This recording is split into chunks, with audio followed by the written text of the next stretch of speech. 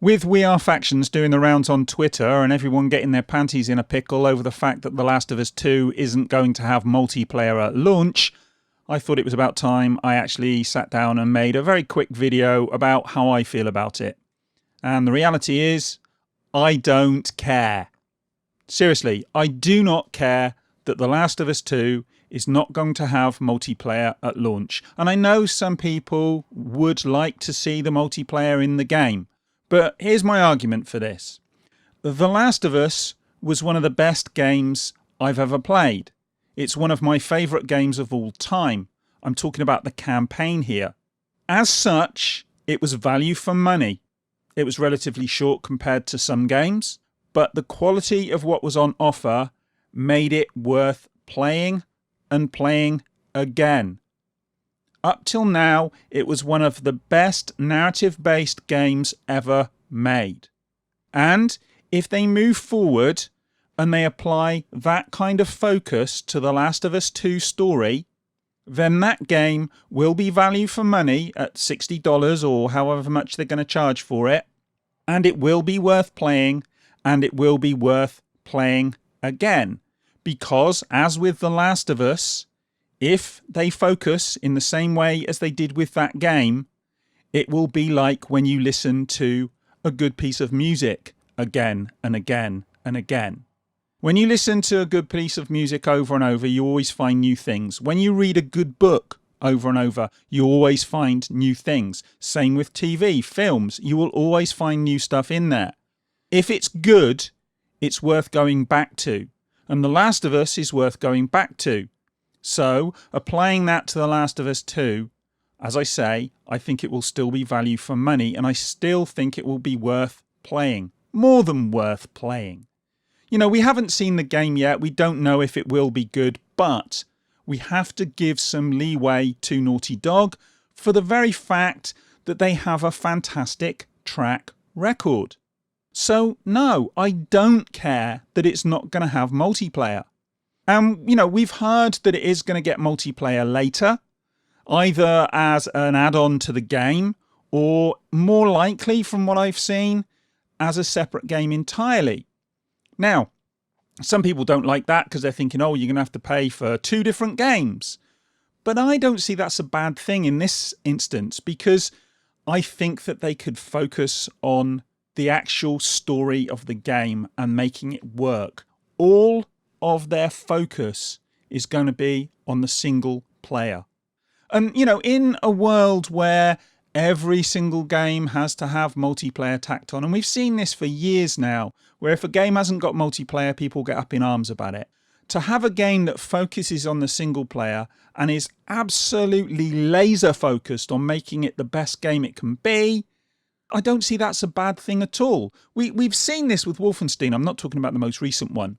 But the Wolfenstein games that have come out in the last few years have been fantastic games. And one of the reasons they've been fantastic games is because they eschewed this whole idea that you had to have multiplayer to make a good game and make a game that was value for money.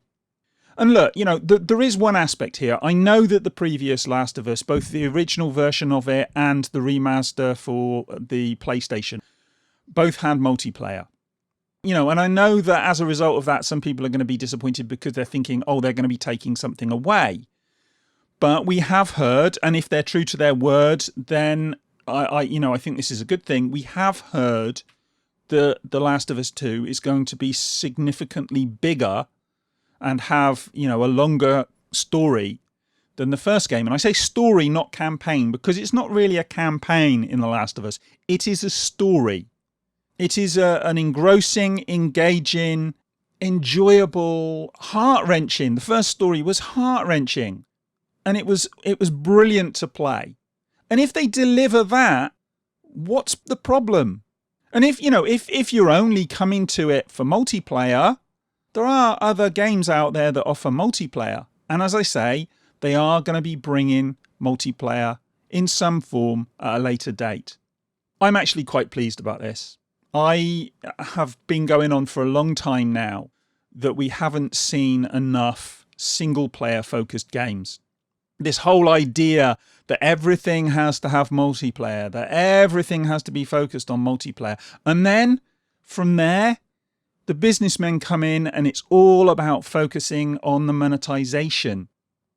If this is going to be single player only, we won't get any of that, or at least we shouldn't do. I know there have been some single player games, the Lord of the Rings ones that did try to shoehorn microtransactions in, and that didn't go very well.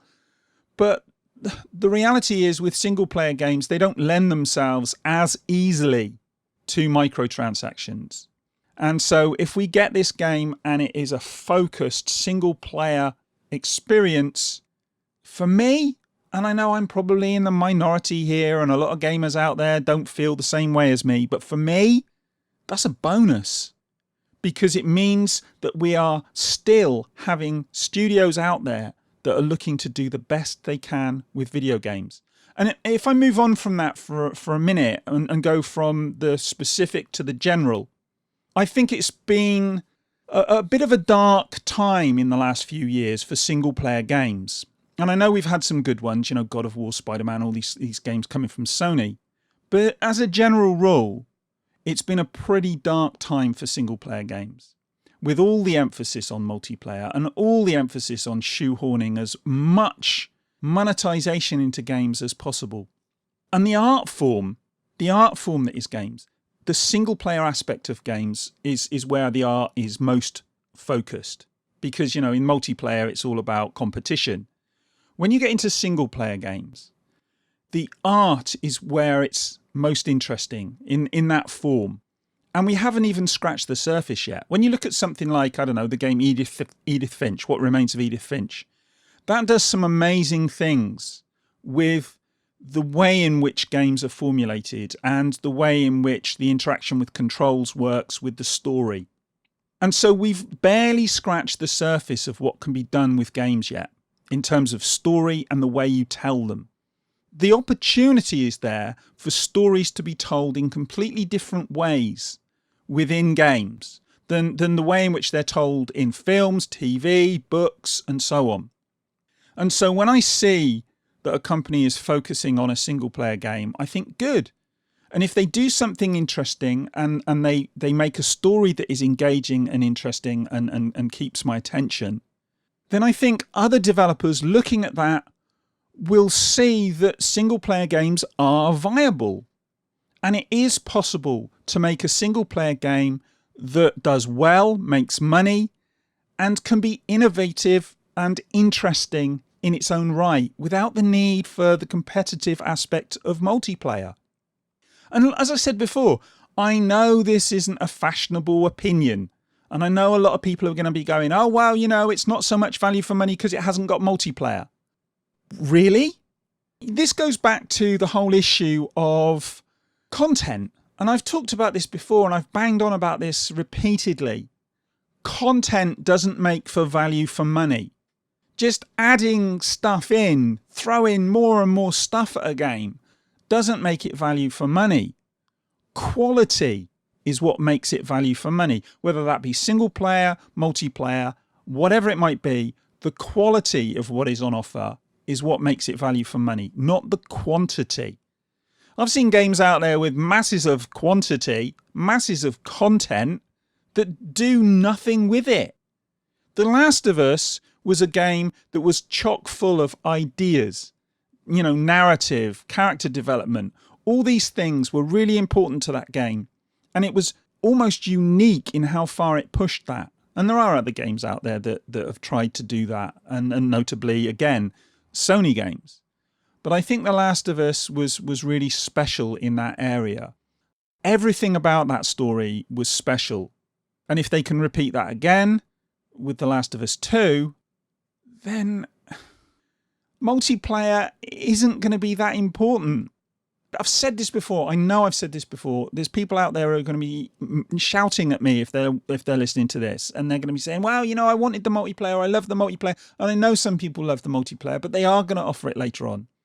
And again, if they make a multiplayer version of this game and they put it out either as an add-on or they put it out as a standalone and it's quality, why would you moan? Why would you moan? Why have you got this idea in your head that a game has to have single player and multiplayer? I suppose I'm arguing against myself here because I did argue that Call of Duty shouldn't have had its single player taken out. But to be honest with that game, by the time the single player was taken out, the single player in it was completely pointless anyway. So then we had a game that should have been focused on the multiplayer, and it was, but we all know some of the problems with Call of Duty and the fact that Call of Duty is basically just a money-making machine now. If a game offers great art and it offers engaging, immersive gameplay and story and characters, then we should be praising it. And if they've had to focus on that to the detriment of the multiplayer, and then, later on they come back and they focus on the multiplayer and they do something equally good with the multiplayer, I have no problem with that. Really, I don't. And, this begs the question, will they do that? But as I said before, this is Naughty Dog. They do have a good track record. If it was EA, I'd be shouting like everybody else.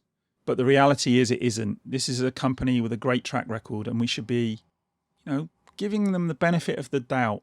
And if they mess up, then we can moan. But anyway, look, that's what I think about it. You guys might think I'm talking a load of nonsense as usual. And if you do, let me know in the comments. But if you like this one, if you agreed with me, give me a thumbs up. Don't forget to subscribe and all the usual stuff.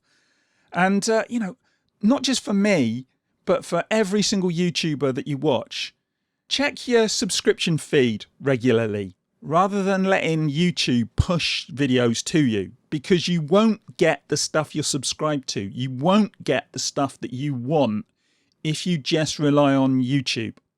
Go to your subscriber feed, check who you're subscribed to and see if they've got new videos out. And if you think they might be interesting, check them out.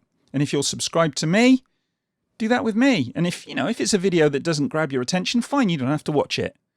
But do check your subscriber feed. It's really important to all the YouTubers out there that you're subscribed to, because at the moment, videos simply aren't being pushed to subscribers. And all the YouTubers out there, small and medium YouTubers, are finding it harder and harder to get their videos viewed. But anyway, that's me done. I'm going to go and grab myself a cup of tea, and I will speak to you guys in the next one. Cheers.